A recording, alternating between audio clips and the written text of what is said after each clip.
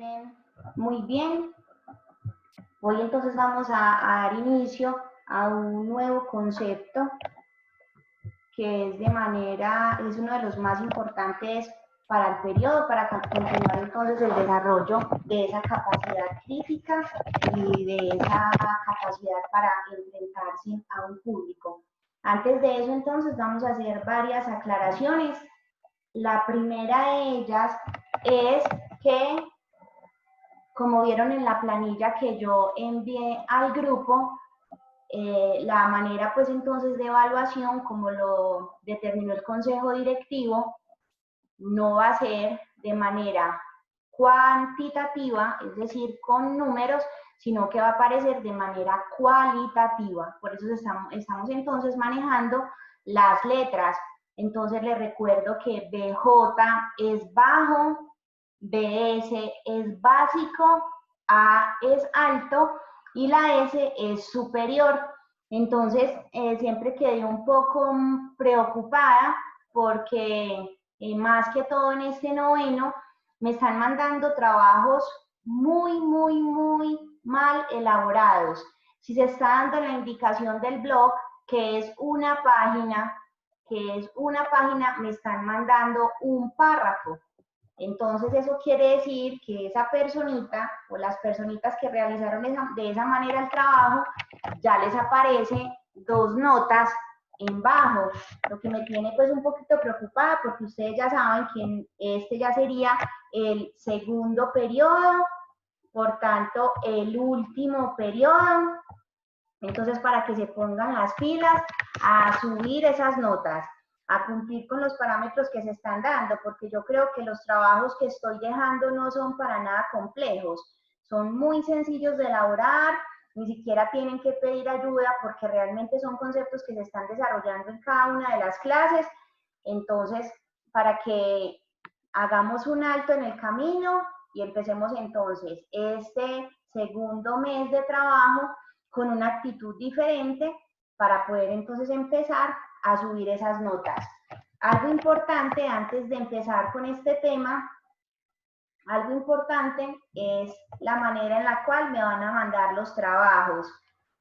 El correo me está funcionando, pero muchas personas me lo mandan a los correos equivocados y ya después dicen que no les aparece la nota, me aparecen los correos no deseados.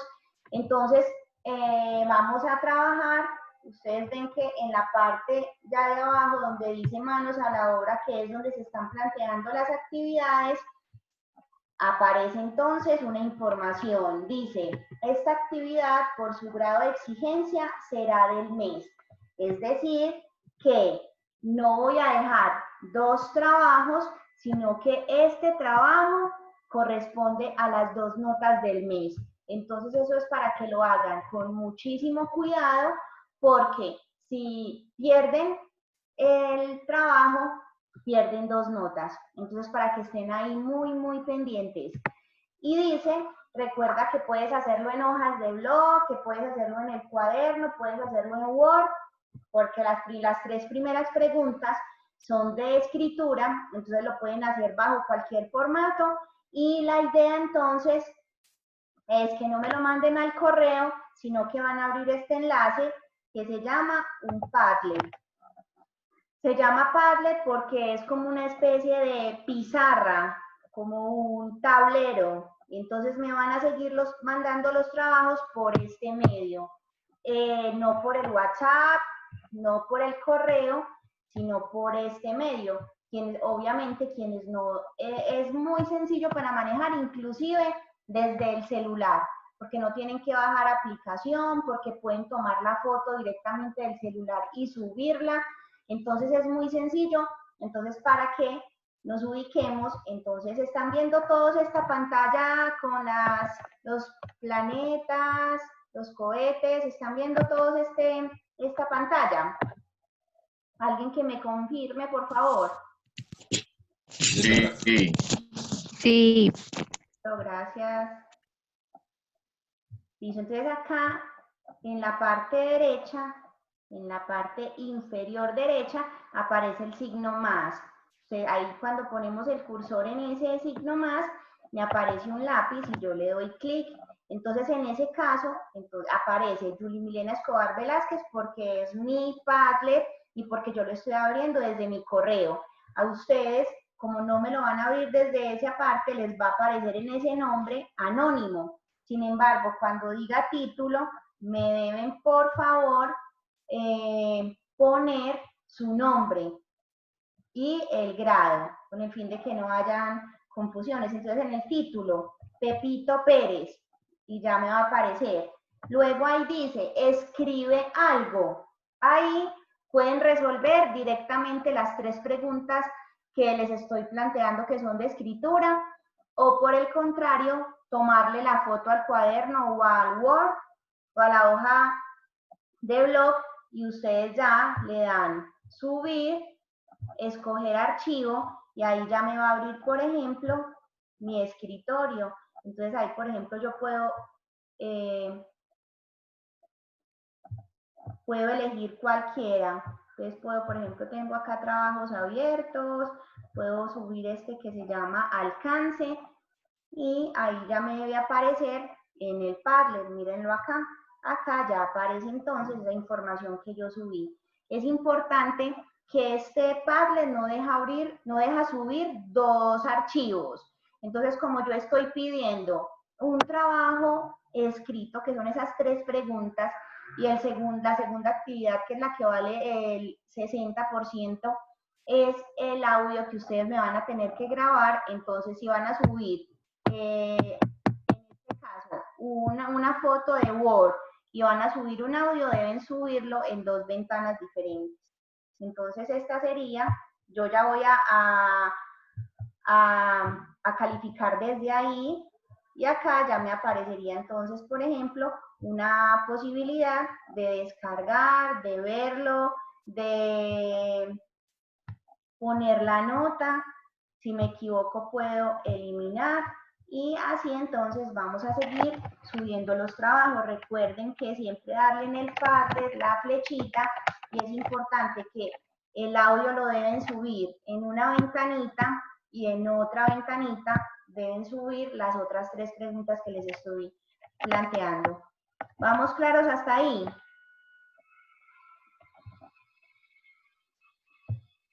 Sí, afirmativo. Sí.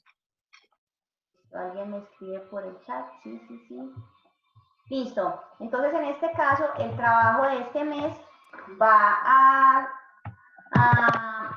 girar en torno al concepto de oratoria. En este caso, entonces, hablamos de el arte de hablar.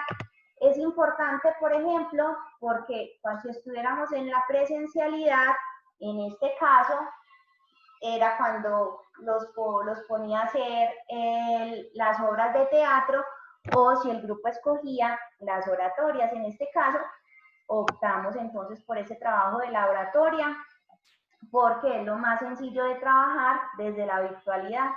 Entonces, en este caso, vamos a abrir entonces un documentico que acá se plantea.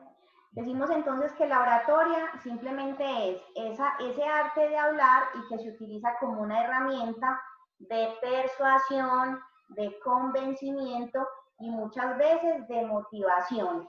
Cuando nosotros, por ejemplo, escuchamos un discurso político, cuando sale nuestro querido presidente en las noches a hablarnos de que tenemos que estar otro mes aislados, entonces en ese caso él da un discurso, hace juego de la oratoria para tratar de convencer al pueblo colombiano de que el aislamiento es lo más seguro, es lo que nos conviene como país. Igualmente, cuando nosotros asistimos a la iglesia, entonces en la iglesia también va a estar el sacerdote o va a estar el pastor, si es una iglesia cristiana, comparte un trozo de la Biblia y entonces da su discurso utilizando la oratoria, tratando entonces de convencer a esos asistentes, a esos feligreses, de que Dios es el mejor camino, de que no debemos pecar, nos cuentan del cielo, del infierno, de que debemos estar preparados en cualquier situación. Y en ese caso entonces también se hace uso de la oratoria. Igualmente, cuando estamos viendo alguna publicidad, en ese caso, también se hace uso y se pone en juego ese concepto de oratoria, porque lo que están haciendo es tratándonos de convencer de que compremos un producto, de que lo usemos, de que es el mejor. En ese caso también se hace uso de la oratoria. Vamos entonces a abrir este documento para hablar un poco. Listo, entonces en ese caso, como nos plantean, no es solamente pararnos al frente y hablar. En ese caso, cuando hablamos de la oratoria, se ponen en juego un sinnúmero de herramientas. La primera de ellas, que son el uso de los códigos. Obviamente, si nosotros estamos utilizando el español para comunicarnos, un americano estará utilizando el inglés para comunicarse. Al estar utilizando entonces un idioma, en este caso, estamos utilizando entonces el código lingüístico. Entonces utilizamos el mismo código, porque si yo estoy hablando hacia un auditorio que no comprende el inglés, entonces obviamente tengo que utilizar el código lingüístico de la lengua castellana para poder darme a entender. Entonces siempre se utiliza un código lingüístico que es entonces el más obvio. A ver, yo acepto hasta a 2 personas más que me están solicitando. Listo. Entonces, en ese caso, también se hace uso de mucho cuidado a esto, que esto es parte fundamental del taller. Hacemos uso de otros 2 tipos de códigos. El primero de ellos, los códigos kinésicos. Cuando hablamos entonces de los códigos kinésicos, estamos hablando de los movimientos. Cuando nosotros escuchamos un discurso político previo pues a unas elecciones, vemos entonces que la persona que está, el futuro presidente o el candidato de ese momento, mueve las manos, mueve su rostro, mueve el cuerpo, y en ese caso se está utilizando la oratoria y se está poniendo en juego todo lo que se llaman los códigos kinésicos. Cuando, por ejemplo, ustedes están exponiendo o yo estoy exponiendo, cuando estoy frente a ustedes, en ese caso ustedes ven que yo camino por todo el lugar, que yo muevo las manos, que muevo mucho mi rostro. En ese caso, entonces, estoy utilizando esos códigos kinésicos y todo eso es susceptible a ser interpretado. Cuando ustedes, por ejemplo, salen a exponer y salen tiesos como momias y se paran al frente o se quedan pegados al tablero y no mueven absolutamente ninguna parte del cuerpo, nosotros como docentes podemos decir, ¿qué puedo identificar? Este muchacho no estudió, este muchacho no preparó el tema, no conoce, no hizo la tarea. Entonces, en ese momento, todo eso es susceptible a ser interpretado. Cuando estamos, por ejemplo, en una entrevista de trabajo, utilizamos la oratoria porque estamos entonces tratando de convencer a esa persona para que me contrate. Entonces, yo tengo que mover las manos, tengo que juntar los dedos para poder demostrar que lo que yo estoy seguro, que lo que yo estoy diciendo es totalmente cierto y es totalmente seguro, que lo puedo comprobar. Entonces, en ese caso, todos esos movimientos se utilizan en la oratoria. Vamos entonces en el código lingüístico, código kinésico, y finalmente también se utilizan los códigos prosódicos. Cuando hablamos entonces de códigos prosódicos, estamos haciendo referencia al tono de voz.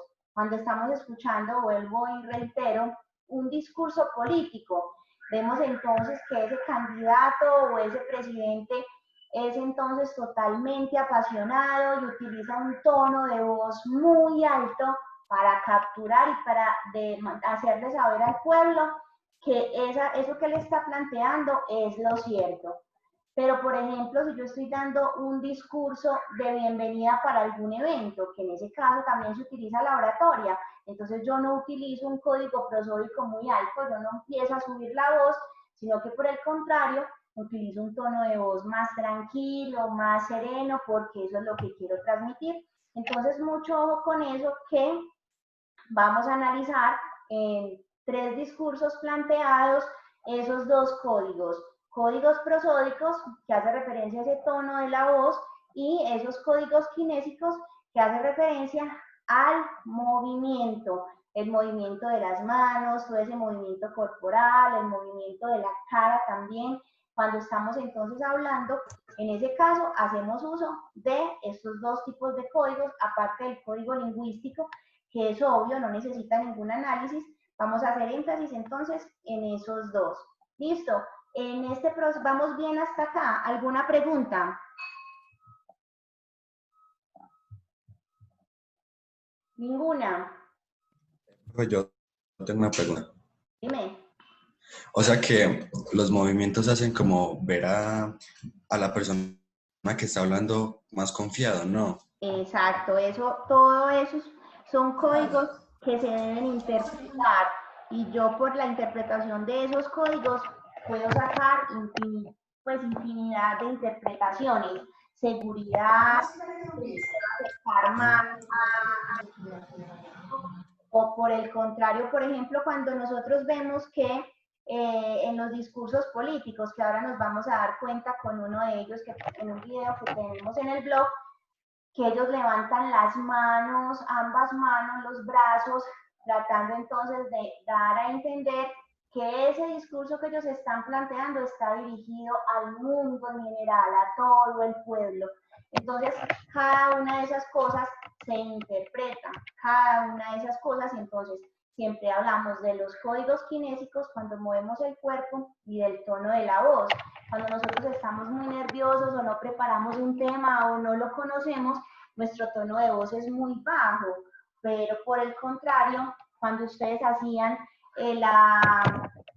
cuando me grababan el video del ensayo, se notaba inmediatamente las personas que habían preparado el tema, que habían hecho las cosas de manera dedicada, que lo conocían, porque todo eso se interpreta. Eso entonces está relacionado también con una palabra, la oratoria siempre va muy de la mano de lo que conocemos como elocuencia. Ay, no puede ser que ya se me va a acabar el tiempo. Igual si se acaban, vuelven a entrar. Si se acaba el tiempo, vuelven a entrar. Entonces, en ese caso, cuando hablamos de la elocuencia, que es ese poder también de convencimiento, ustedes, por ejemplo, más que nadie, son los evaluadores de los docentes. Entonces, ustedes saben cuando sale X docente y ustedes dicen, uy, no, qué pereza, a mí esta clase me da, puede ser yo, inclusive puede ser la mía, esta clase me da un sueño, yo no le entiendo nada a esta profesora o a este profesor, habla súper bajito, es muy enredado.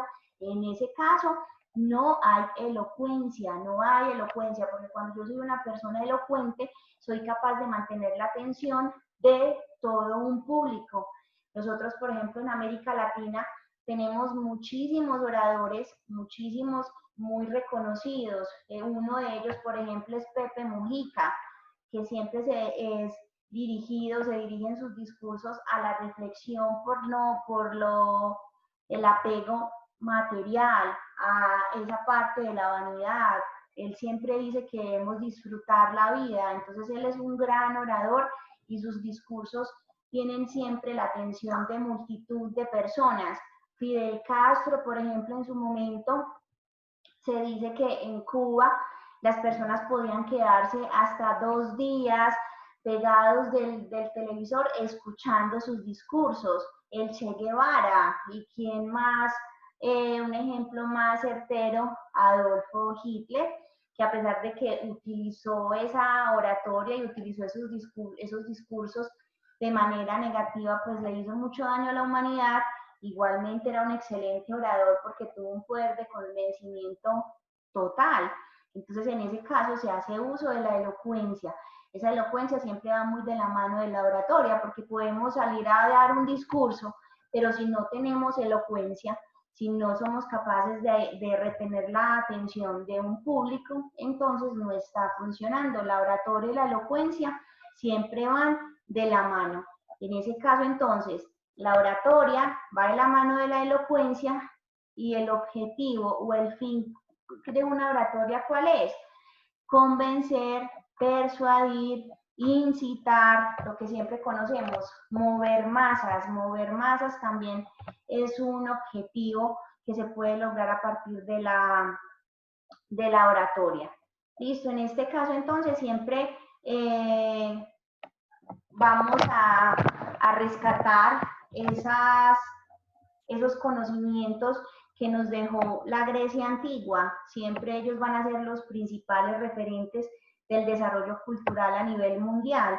Entonces, en ese caso, la oratoria surgió precisamente en Grecia con Sócrates. Entonces, en ese caso, siempre se tenía en cuenta que una persona tenía una buena oratoria y tenía elocuencia, entonces era considerado como un sabio, como una persona muy instruida, y en ese caso siempre entonces hacían encuentros en los coliseos romanos, entonces se sentaba un sabio, por ejemplo, como Sócrates, en la mitad del recinto y empezaba a hablar y hablar, a reflexionar sobre la belleza, sobre el amor. En ese caso, por ejemplo, el ideal de belleza que nos proponen los griegos es totalmente diferente al ideal de belleza actual, esa parte del amor, porque para ellos el amor podía darse bajo cualquier condición, entre hombres, entre mujeres, hombre y mujer, entonces siempre hacían ese tipo de reflexiones. Entonces siempre una persona que practicara la oratoria y que fuera capaz de mantener esa elocuencia y esa atención de un público por mucho tiempo, se consideraba un sabio, se consideraba uno de los mejores del pueblo en general. En ese caso entonces tenemos varios tipos de oratoria. Está la oratoria social, que en ese caso, por ejemplo, tiene tinte de ceremonia. Cuando, por ejemplo, cuando ustedes se vayan a graduar uno de su grupo o de los otros novenos en su momento, dentro de unos añitos, entonces van a decir quién va a dar el discurso de 11, quién lo va a realizar. Entonces, en ese caso va a salir una persona que va a hablar y va a decir y va a expresar todo ese sentimiento y esa emoción que le genera ese momento. Entonces, la idea de la oratoria, como ya les dije, es que un 90% sea oral, sea hablada. Sí podemos utilizar noticas, sí podemos escribir previamente el discurso, eso se convierte también en una ayuda, pero el 90% de lo que expresemos debe ser oral, no se puede leer, porque siempre la lectura hace que se pierda totalmente el objetivo y el rumbo de una oratoria. Siempre el 90% debe ser hablada. Entonces, en la oratoria social, ya sabemos que es esa parte ceremonial. Hablamos también de una oratoria pedagógica, cuando reflexionamos en torno a un evento cultural, cuando transmitimos conocimientos. Y en este caso, por ejemplo, yo estoy haciendo una oratoria pedagógica porque estoy utilizando toda la oralidad y todo mi conocimiento para transmitirlo. Tenemos una oratoria forense, que en ese caso es la que utilizan los jueces, los abogados, los fiscales, para dar pruebas, para demostrar quién es culpable y quién no. La oratoria persuasiva, que en este caso es la que realizan los políticos y que es muy utilizada en época de votación. La oratoria sacra o religiosa, como ya lo habíamos visto, que son los pastores o los sacerdotes que hacen esos discursos para convencer a las personas del buen actuar. Y finalmente tenemos una oratoria que es como empresarial, que en ese caso, por ejemplo, son los publicistas o son algunos empresarios que se dedican a dar charlas para mejorar la economía o cómo tener mayor control mental. Entonces, en ese caso, se hacen diferentes eventos desde los negocios y desde la parte corporativa para convencer a una persona o a un público en general.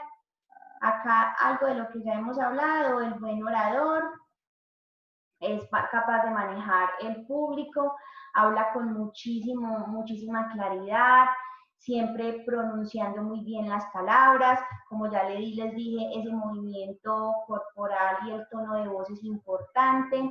En la apariencia física, obviamente tener una buena presentación, porque una persona que va a dar un discurso, si el presidente sale a dar un discurso comiendo, masticando chicle, pues entonces en ese caso pierde totalmente esa apariencia física, se ve de manera negativa. Estar relajado, como ya les dije, poseer una alta capacidad de memoria, porque ya saben que el 90% es hablado, demostrar siempre la sinceridad, la congruencia, la relación entre las ideas, siempre estar alejado del miedo, porque debe ser totalmente relajado y tranquilo al dar su discurso, y lo más importante es lograr que a partir de todas esas herramientas mantener la atención de su público.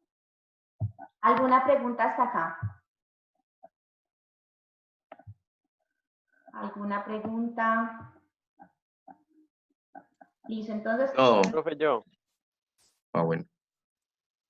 Bueno, yo voy primero y luego tú. Y es que también importa el espacio en donde se encuentra la persona, o sea, como el ambiente y lo que lo rodea a él. También, porque dependiendo de ese contexto físico, también van a presentarse diferentes características. Por ejemplo, si yo estoy en un auditorio y estoy en un atril, estoy en la parte de arriba, lo ideal entonces sería que yo empiece a moverme por alrededor de ese lugar.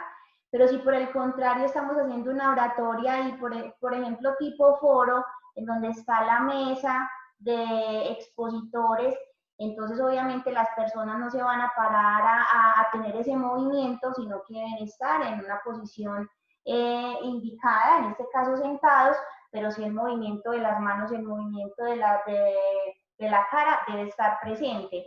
O por ejemplo, cuando vamos a dar un discurso en una ceremonia, por ejemplo, no queda bien que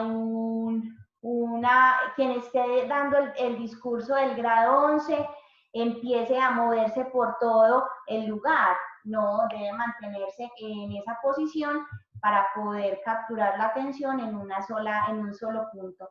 Entonces también